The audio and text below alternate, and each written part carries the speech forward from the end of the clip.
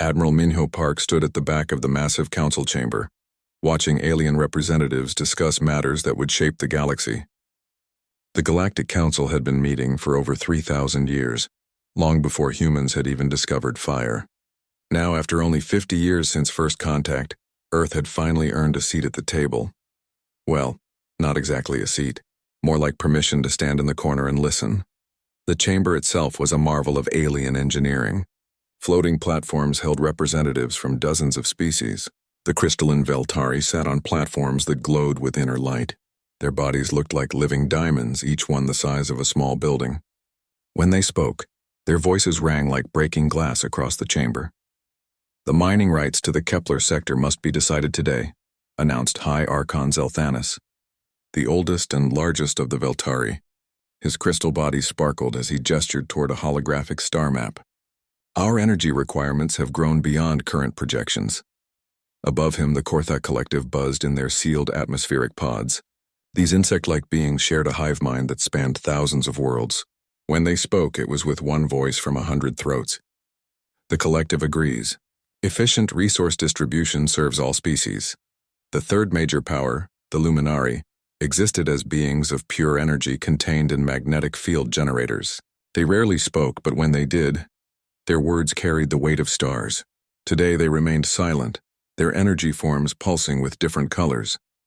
Admiral Park watched it all with careful attention.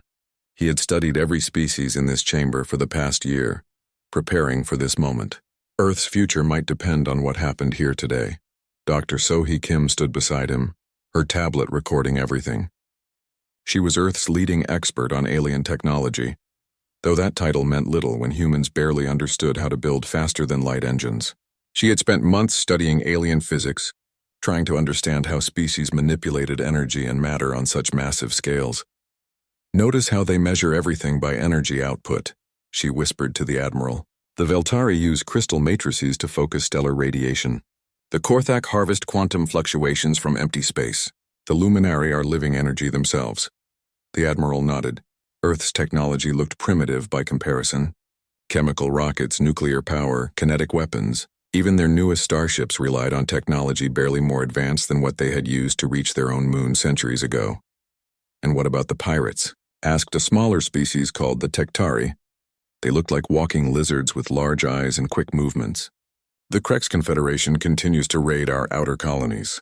When will the Council take action?" High Archon Zelthanis made a sound like wind chimes in a storm. "The Krex are a minor concern. Their primitive technology poses no real threat to established civilizations." Admiral Park stepped forward. This was his moment. "Excuse me, but the Krex have been attacking human colonies for the past 6 months. We've lost 3 entire settlements." The chamber fell silent. Several alien species turned to look at the human representative. Some had never seen a human before. To them, humans looked strange and fragile, with their soft skin and single pair of eyes. "Ah yes, the humans," said Zelthanis. His tone suggested he had forgotten humans existed. "Your species was granted observer status last year, correct?" "That's right," Admiral Park replied. "We've been hoping to discuss protection for our outer rim colonies." A sound like laughter echoed from the Korthak pods. "Protection? From the Krex? Your species uses chemical explosives and metal projectiles. Such primitive methods could hardly threaten even basic shields." Dr. Kim's jaw tightened, but she remained silent. The Admiral kept his expression neutral. "Perhaps, but our people are still dying." "Then perhaps your people should develop better technology," suggested a representative of the machine intelligence called the Nexus Collective. Their robotic forms clicked and whirred as they spoke. "Evolution requires adaptation. Those who cannot adapt are replaced." Admiral Park felt the weight of every human life depending on this moment. "We're asking for help, not replacement." "Help?" Zelthanis seemed genuinely confused. "The Council exists to maintain balance between major powers. Your species controls 12 worlds and a minor spiral arm. You possess no significant energy manipulation capabilities. Your weapons cannot penetrate basic defensive fields. What help could we provide that would matter?" The question hung in the air like a challenge. Around the chamber, alien representatives returned to their discussions of trade routes and territorial disputes. The humans had been dismissed as easily as insects. Dr. Kim touched the Admiral's arm. "We should go," she whispered. As they walked toward the exit, Admiral Park heard fragments of conversation that made his blood run cold. The Veltari were discussing strip mining entire star systems. The Korthak talked about relocating billions of beings to optimize resource extraction. The Luminary pulsed with patterns that Dr. Kim's translator couldn't decode, but her instruments detected energy readings that could destroy planets. Outside the chamber, Captain Jinwoo Lee waited with a small security detail. He had commanded the escort frigate that brought them to the council station. His weathered face showed concern as he watched the Admiral's expression. "How did it go, sir?" "About as expected," Admiral Park replied. "They see us as children playing with toys." Dr. Kim was already pulling up data on her tablet. Their entire understanding of warfare revolves around energy manipulation and exotic matter. They build bigger guns, stronger shields, faster engines. Everything is about raw power. "And we don't have raw power," Captain Lee observed. "No," the Admiral said quietly. "We have something else." They reached the docking bay where the Soul's Pride waited. The frigate looked tiny compared to the alien vessels docked nearby. Veltari ships resembled floating cathedrals made of crystal. Korthak vessels were organic-looking hives that pulsed with bioelectric energy. Even the smallest alien scout ship dwarfed Earth's largest battlecruiser. As they boarded their ship, Dr. Kim pulled the Admiral aside. "I've been thinking about what you said, about having something else. Go on." "They measure strength by energy output, by how much matter you can manipulate or how much force you can generate. But humans have always been different. We don't just use tools. We think about tools. We imagine better ways to use them." Admiral Park smiled for the first time since arriving at the council station. "Exactly. They see primitive kinetic weapons. They don't see the mind that created those weapons." Captain Lee approached with a sealed message tube. "Sir, this just came through quantum relay from Earth Command. Priority Alpha." The Admiral broke the seal and read quickly. His smile grew wider. "Captain, set course for Earth, maximum speed, sir." "Dr. Kim, how long until your theoretical research becomes practical application?" She checked her calculations. "If the funding comes through, 6 months. Maybe less." "Good, because in 6 months the galaxy is going to learn that humans don't just adapt to evolution." Admiral Park looked out at the stars through the viewports. "We control it." As the Soul's Pride departed the council station, none of the alien representatives noticed the small human ship leaving. They were too busy discussing how to divide up the galaxy between species that mattered. They had no idea that the species they had just dismissed was about to change everything. 6 months had passed since the humiliating visit to the Galactic Council. In that time, something had changed in human space. Ships that shouldn't exist began appearing on long-range sensors, vessels that moved in ways that violated known physics, weapons that ignored every law of energy and matter that the galaxy understood. Commander Minji Choi stood on the bridge of the destroyer Busan's Thunder, watching her tactical display with growing amazement. 3 human frigates hung in space near the mining station at Kepler 442c. According to her sensors, they shouldn't be there at all. "Ma'am, I'm reading multiple phase signatures from our escort ships," reported Lieutenant Wu Jianhan, her sensor officer. "It's like they're existing in several dimensions at once." "That's because they are," Commander Choi replied. She had been briefed on humanity's new technology, but seeing it in action still took her breath away. "Maintain standard patrol formation. Let them do their job." The mining station below was one of humanity's smaller operations, extracting rare metals from an asteroid field. It was also completely defenseless, which made it perfect bait for the Krex Confederation. Raiders who had been terrorizing human space for months. "Contact bearing 27 Mark IV, announced Ensign Suman Park from the communications station. 12 Krex destroyers approaching fast. Commander Choi smiled. "Right on schedule. Signal the escort frigates. Tell them they're clear to engage." The Krex ships appeared on the main screen like angry wasps, their hulls covered in spikes and weapon ports. Each destroyer was twice the size of a human frigate and carried enough firepower to level a city.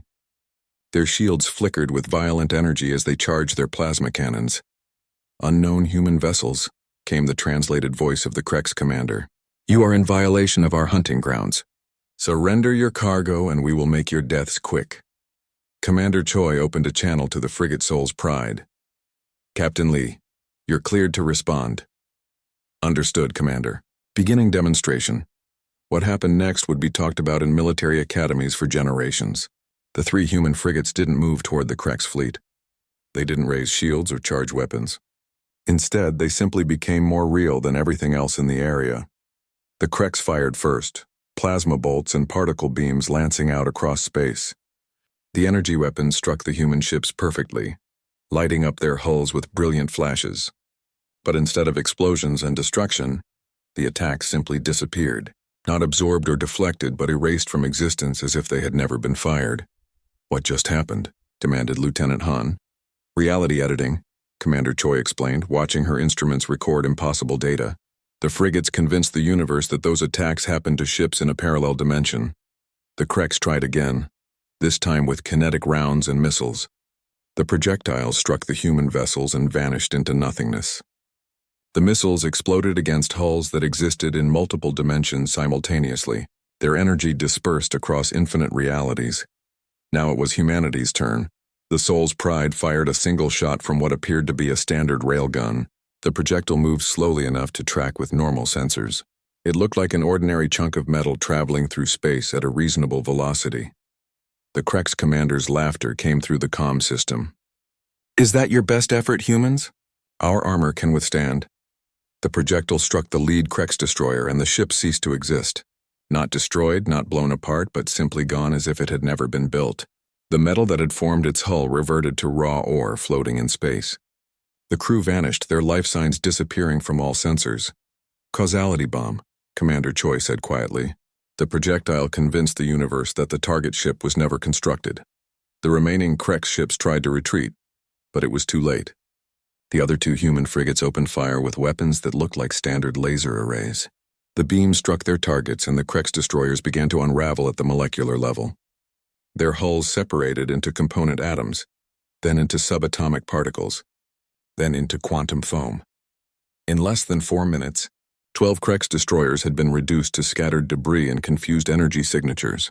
The few escape pods that launched found themselves phasing in and out of reality as the human frigate's dimensional fields interfered with normal space-time.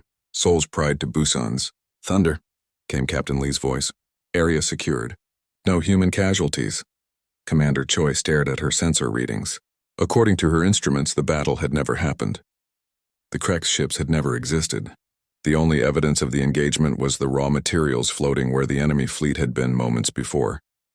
"Get me a direct line to Earth Command," she ordered. "They need to know the new weapons work better than expected." 3 days later, the galaxy's intelligence networks were buzzing with confused reports.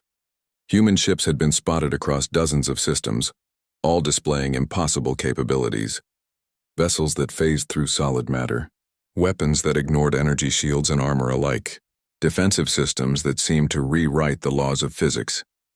Dr. Tai-Hyung Song stood before the emergency session of the Galactic Council, his hands clasped behind his back as alien representatives demanded explanations. He was Earth's chief physicist and the man responsible for humanity's breakthrough in reality manipulation. "You claim your weapons operate within known physics," buzzed the Korthak Collective. "This is impossible. Our calculations show clear violations of conservation laws." "Your calculations are correct," Dr. Song replied calmly. "We're not violating conservation laws. We're using the legal loopholes." High Archon Zelthanis leaned forward on his crystal platform. "Explain." Dr. Song activated a holographic display that showed complex mathematical equations. "Every species in this chamber has focused on brute force applications of energy and matter. You build bigger reactors, stronger shields, more powerful weapons.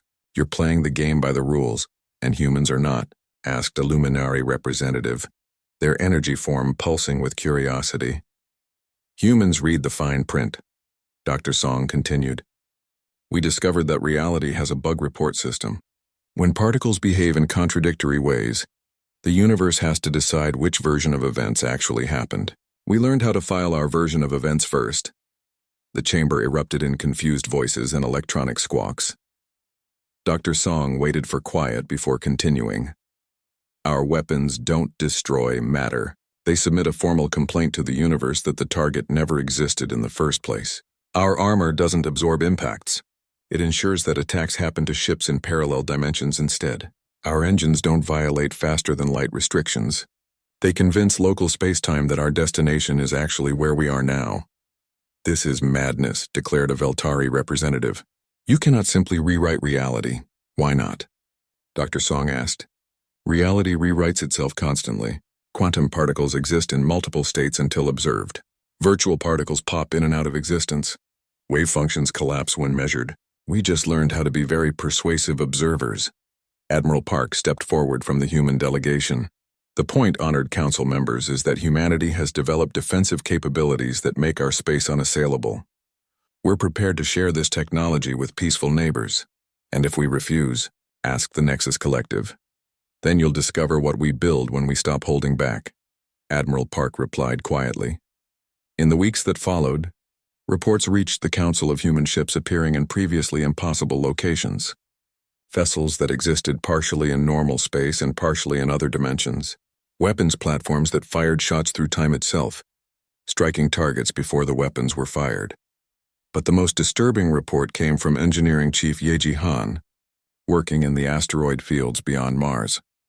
Her construction teams were building something in the shadow of Earth, hidden from galactic observation. Something massive and impossible, using techniques that made humanity's current technology look primitive. Project completion in 60 days, she reported to Admiral Park during their encrypted communication. The council representatives were impressed by our frigates and destroyers. They have no idea what a real human warship looks like. Admiral Park smiled as he looked out at the stars from his office on Earth. The galaxy had dismissed humanity as a minor species with primitive technology. Soon they would learn that when humans decided to build something, they didn't just make it bigger or more powerful. They made it impossible. The indomitable will emerged from the hidden shipyards like a ghost becoming real. Captain Seokjin Kang stood on the bridge of humanity's first and only dreadnought, watching as his ship slipped out of Earth's shadow into normal space. The vessel was smaller than most alien battlecruisers, but it carried weapons that made the Council's greatest fleets look like children's toys.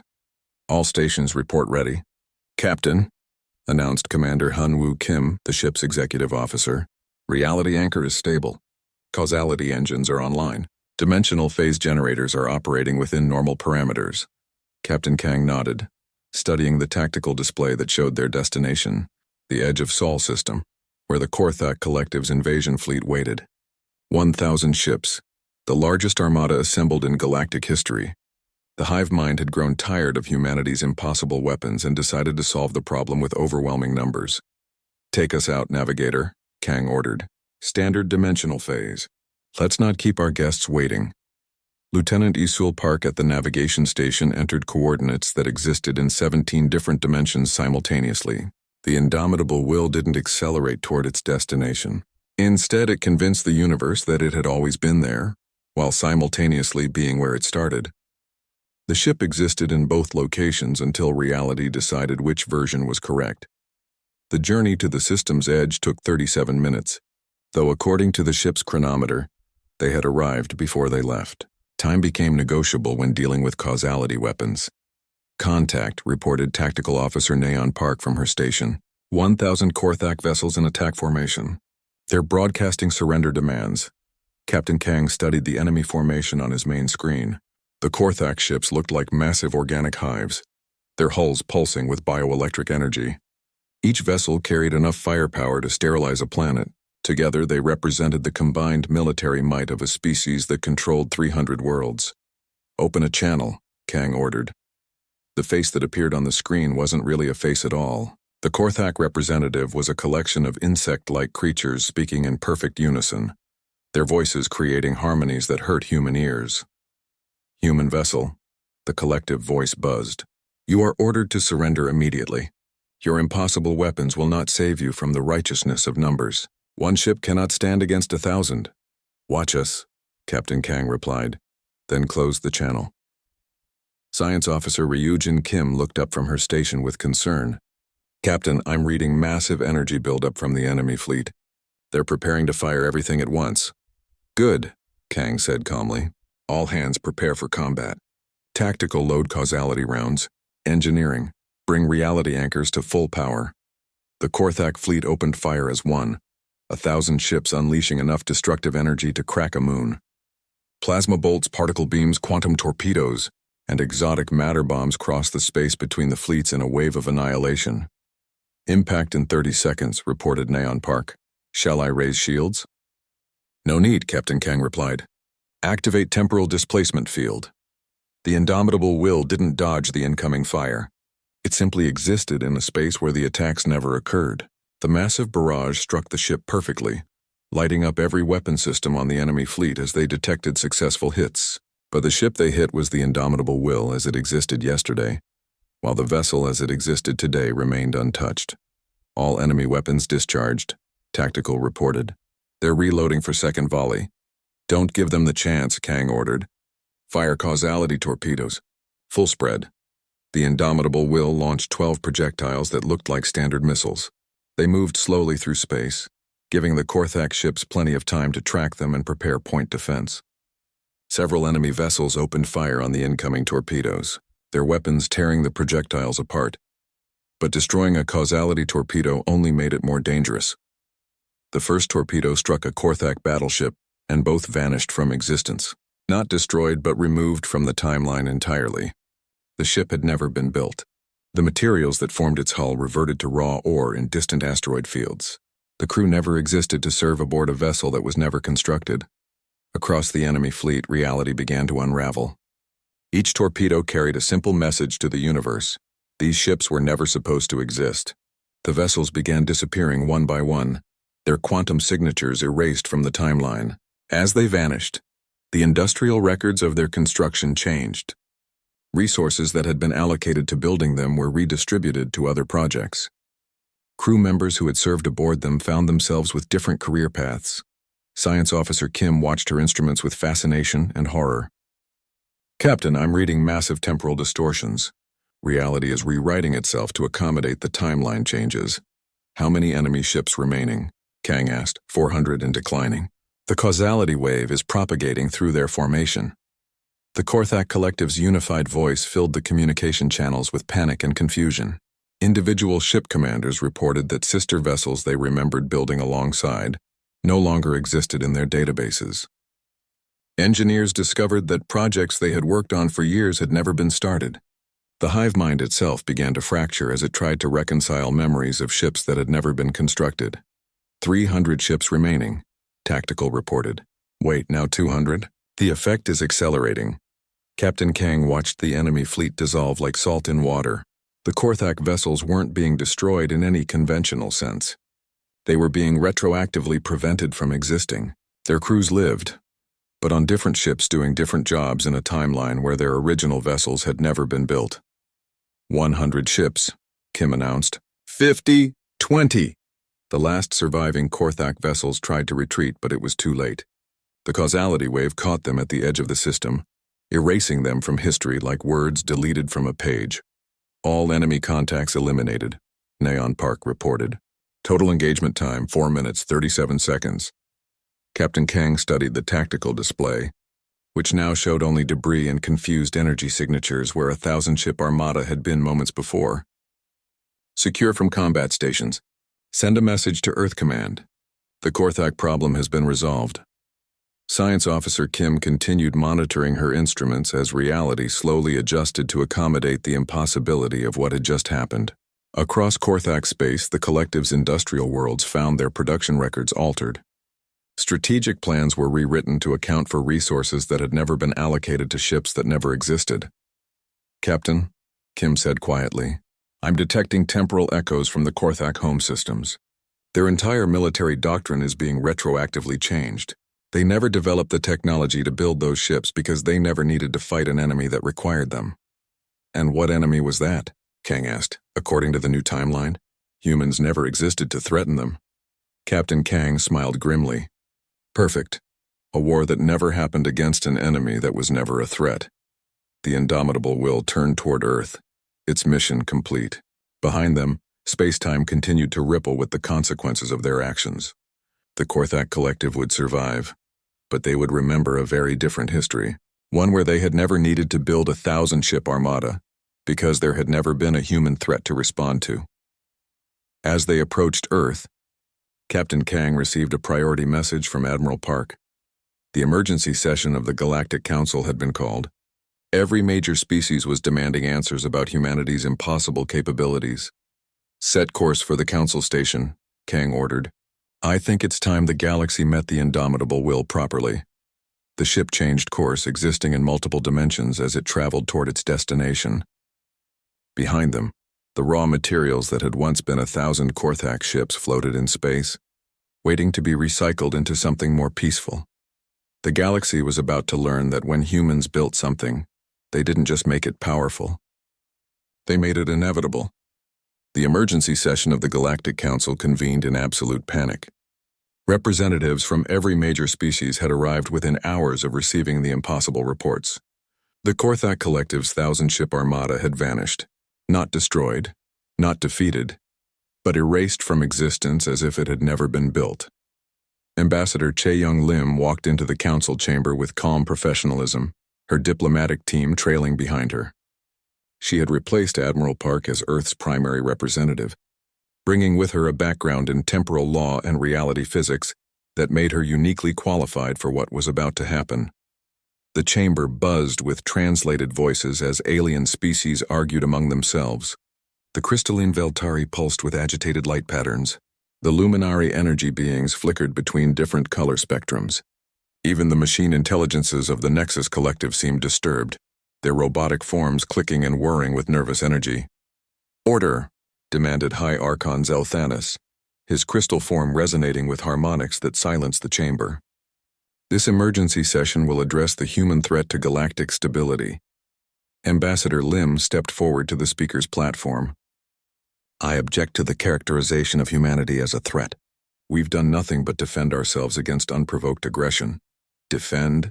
The Korthak representative was a hastily assembled collective of drones, their hive mind still reeling from the temporal changes. "You erased our fleet from existence. Our production records show ships that were never built. Crew members remember serving on vessels that our databases claim never existed. Your fleet invaded human space with the stated intention of exterminating our species," Lim replied calmly. "We responded proportionally." "Proportionally?"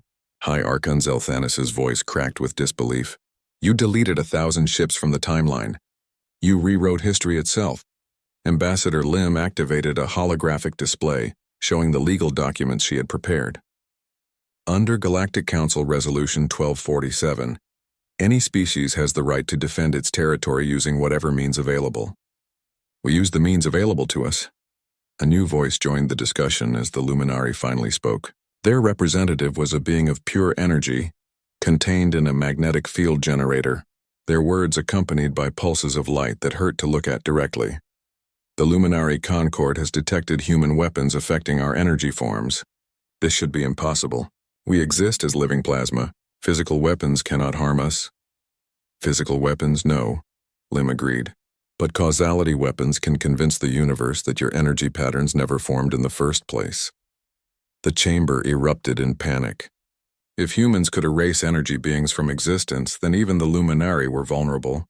The Nexus Collective's representative stepped forward, its robotic form broadcasting concern through electronic signals. "Our backup servers have detected unauthorized deletions. Entire AI personalities have been removed from our network." "How is this possible?" "Temporal displacement," Ambassador Lim explained. "Our weapons can delete your backup files from the timeline itself. The data never existed to be backed up." Admiral Yoongi Choi, Lim's strategic advisor, stepped forward to address the increasingly agitated council. "The point, honored representatives, is that humanity has developed defensive capabilities that make our space inviolate. Any aggression against human worlds will be met with retroactive prevention." "Prevention?" buzzed the Korthak drones. "You mean erasure?" "I mean exactly what I said," Admiral Choi replied. "We can prevent attacks by ensuring they never had the capability to happen. Aggressive species find their military technology retroactively uninvented. Invasion fleets discover they were never built. Hostile governments learn they never evolved the ability to threaten others." The Veltari began discussing among themselves in harmonics too rapid for the translation systems to follow. Finally, High Archon Zelthanis spoke for his people. "The Veltari cannot accept this threat to galactic order. Our crystal matrices have focused the power of stars for millions of years. We will not be intimidated by a species that learned to manipulate reality in mere decades." "Then test us." Ambassador Lim said quietly. The challenge hung in the air like a death sentence. High Archon Zelthanis considered for long moments before making his decision. Very well. The Veltari Grand Fleet will demonstrate that reality cannot be rewritten by primitive species. 3 days later, the Veltari assembled their most powerful vessels at the edge of human space, 50 crystal ships, each one a masterwork of stellar engineering. Their hulls were grown from living diamond matrices that could focus and amplify the energy of entire suns. When they fired, their weapons could shatter planets. Captain Da-Hyun-Oh stood on the bridge of the Indomitable Will as it approached the Veltari formation. Her ship was still the only vessel of its class, humanity's single example of what they could build when they stopped holding back. The Veltari are powering their reality-shearing crystals, reported Lieutenant Commander Jae-hyun Lee from the tactical station. Energy readings are off the scale. They're preparing to fire weapons that can cut through dimensional barriers. Let them, Captain O replied. Activate temporal displacement field. Maximum setting. The Veltari attacked with the fury of living stars. Their crystal weapons fired beams that could cut through the fabric of space-time itself. Reality-shearing rays that ignored conventional defenses and struck at the quantum level. Dimensional cutting lasers that could slice through multiple universes simultaneously. Every shot hit the Indomitable Will perfectly. The human ship's hull lit up with energy as the most powerful weapons in the galaxy struck home. According to every sensor reading, the vessel should have been destroyed instantly. But the ship that was being destroyed existed yesterday. The Indomitable Will as it existed today remained untouched, watching the Veltari fleet exhaust their entire arsenal against a target that was no longer there to be hit. All enemy weapons discharged, reported Tactical. They're defenseless. Signal the Veltari commander, Captain O ordered. Inform him that we could now erase his entire fleet from history. But we won't. Today's lesson is free. The communication with High Archon Zelthanis was brief and humiliating. The most advanced species in the galaxy had just fired their most powerful weapons at a human ship for 30 minutes without causing any damage. The Indomitable Will hadn't even bothered to return fire. This is impossible, Zelthanis transmitted. Our weapons struck your vessel. Our sensors confirmed impact. How do you exist? We exist now, Captain O replied. Your weapons hit us yesterday. Time is negotiable when you understand how to file the right paperwork with the universe. The Veltari fleet retreated in confusion, their crystal hulls dim with defeat. They had thrown their greatest power against humanity and accomplished nothing. Back at the council station, Ambassador Lim presented humanity's terms to the emergency session. The chamber was quieter now, the representatives subdued by reports of the Veltari's failure. Complete autonomous governance of human space, she began, reading from her prepared statement. Non-interference in human affairs, immediate cessation of all hostilities against human worlds, recognition of humanity's right to defend itself using whatever means available. And if we refuse these terms? Asked the Nexus collective representative. Admiral Choi smiled coldly. Then you'll discover what humanity builds when we're genuinely trying to win. The Indomitable Will represents our restraint, not our full capability. Restraint? The Korthak drones buzzed with disbelief. You erased 1,000 ships. We could have erased your entire species, Choi replied. We could have prevented the Korthak from ever evolving intelligence. We chose surgical precision instead. The chamber fell silent as the implications sank in. If humanity could delete specific ships and fleets, they could delete entire civilizations. They could retroactively prevent species from developing space travel or intelligence or even evolution itself. High Archon Zelthanis was the first to speak. What guarantee do we have that humans won't use these weapons for conquest? None whatsoever, Ambassador Lim replied honestly, just as we have no guarantee that other species won't attack us with conventional weapons.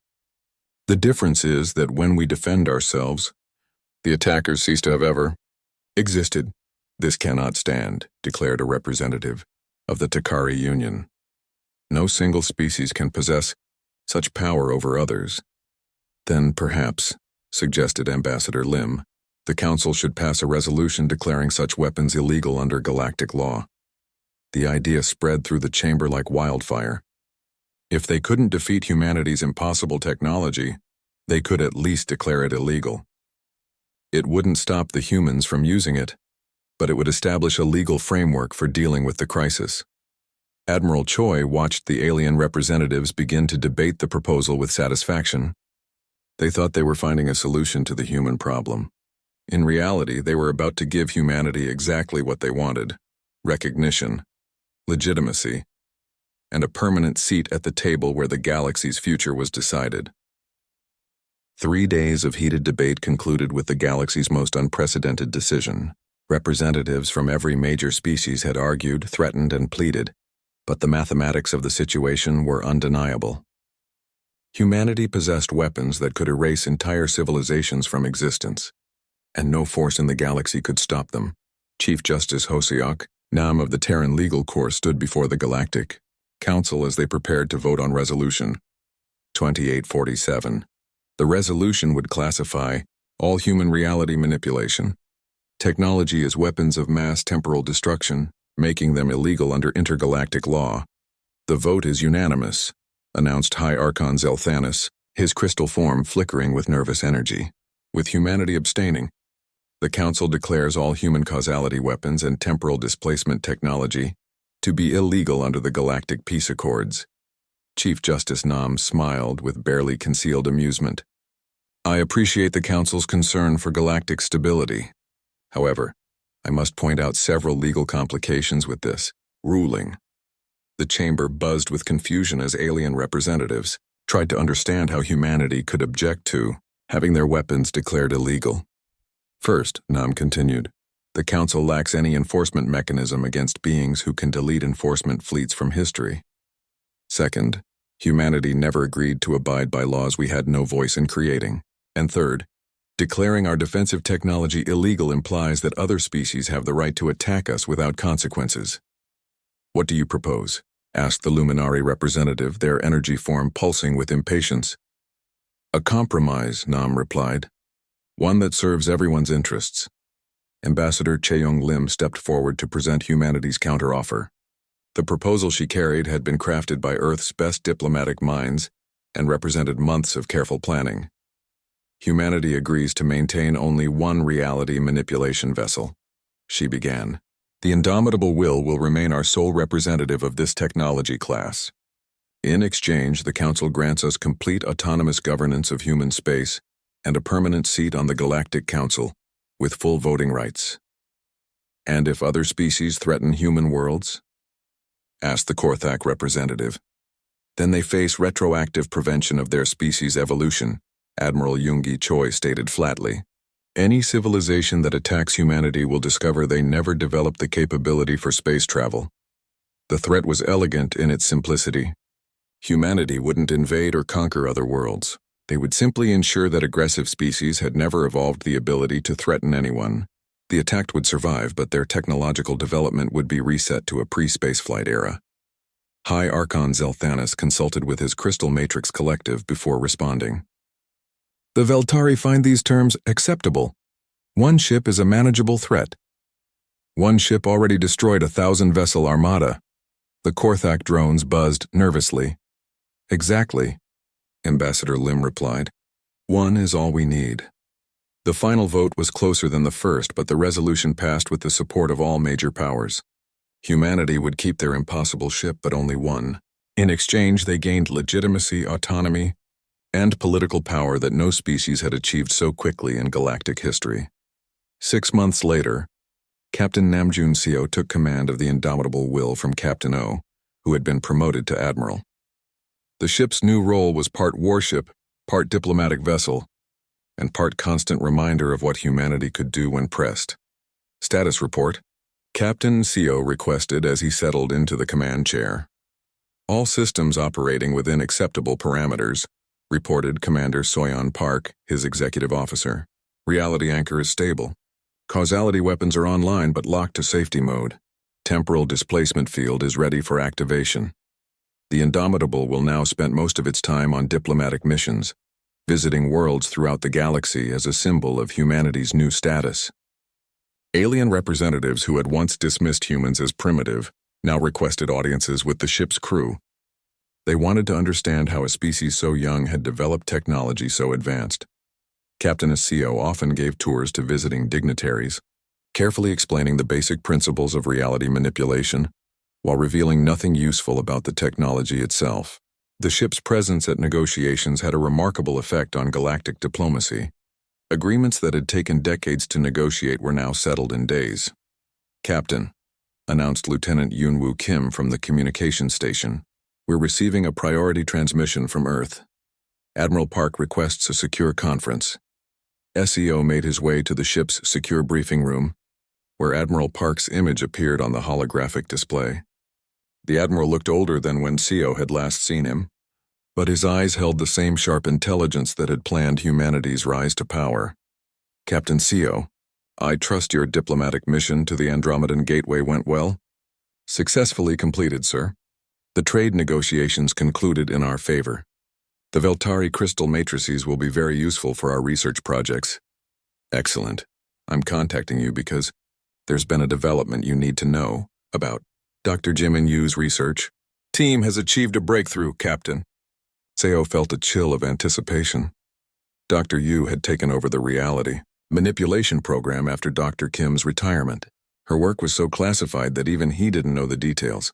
"What kind of breakthrough, sir?" Admiral Park smiled grimly.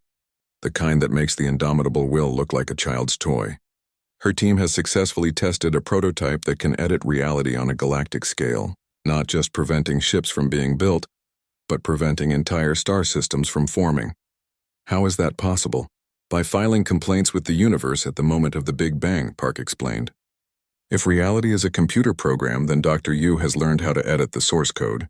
She can retroactively change the fundamental constants that govern how matter and energy interact." Captain CO stared at the Admiral's image, trying to process the implications. If humanity could edit the universe's basic programming, they could do more than erase ships or species. They could rewrite the laws of physics themselves. "Sir, does the Council know about this?" "Of course not. As far as they're concerned, the indomitable will represents humanity's most advanced technology. They have no idea that we've been using it as a test platform for concepts we discarded as too primitive." "What are our orders?" "Continue your diplomatic missions. Keep the galaxy focused on your ship while Dr. Yu completes her work. In approximately 18 months, humanity will possess the ability to rewrite the fundamental laws that govern existence itself." The transmission ended, leaving Captain CO alone with the staggering knowledge of what his species was building. The galaxy had declared the indomitable will illegal because they feared its power to delete ships and fleets. They had no idea that humanity's real project was the ability to delete universal constants. 3 levels below the ship's bridge, Dr. Jinhwan Park worked in a laboratory that existed in 14 dimensions simultaneously. His experiments dealt with forces that predated the formation of matter itself. On his workbench sat devices that could convince the universe to recalculate the speed of light or adjust the strength of gravity. "Personal log, Dr. Park," he spoke to his recording device. "Day 147 of Project Genesis. We've successfully modified the fine structure constant in a contained pocket universe. Results indicate we can adjust fundamental forces without causing cascade failures." He paused, looking at the impossible equations floating in holographic displays around him. "The galaxy congratulates itself on making our current technology illegal. They think they've contained the human threat by limiting us to one reality manipulation ship." Dr. Park smiled as he returned to his work. "They have no idea that the indomitable will was never our ultimate weapon. It was our warning shot."